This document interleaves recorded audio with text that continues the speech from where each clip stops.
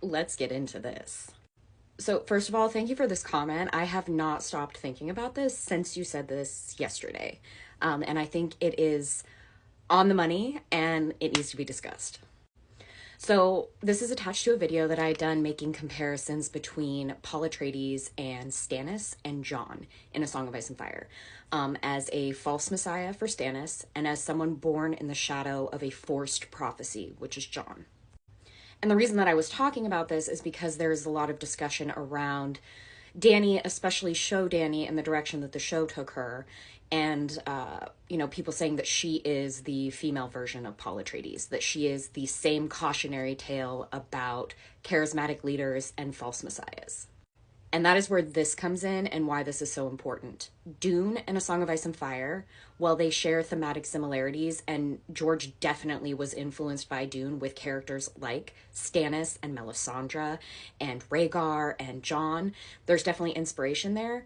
The series themselves are asking two fundamentally different questions.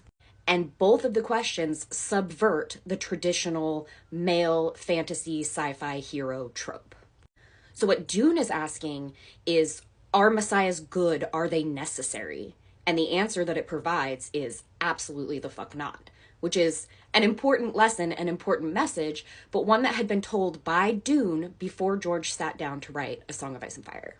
What A Song of Ice and Fire is asking us is, would we recognize the messiah if we saw her?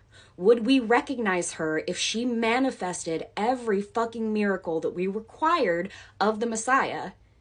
Would we credit her for it?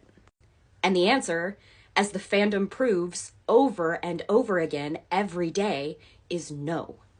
We would not, we as a society could not, would not recognize the Messiah if she was a girl, because we are blinded by misogyny. We have a character like Daenerys, who is at the time, the most, and even still, the most fantastical female character in fantasy.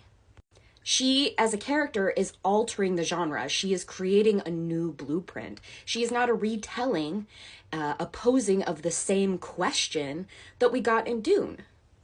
Because riddle me this. If evangelicals were told that the second coming of Christ had arrived on Earth, but it was a little girl,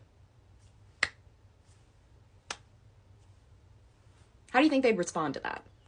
You know, Florence Welch said it best, Florence and the Machine. There's a lyric that's like, if Jesus came back in a beautiful dress, and all the evangelicals were like, hell yes, but that's not what would happen. And she knows it, and that's the point of the song. Because, I've said this before, I will say it again, when A Song of Ice and Fire came out, we had never seen a female chosen one, a female prophesized one, a female messiah.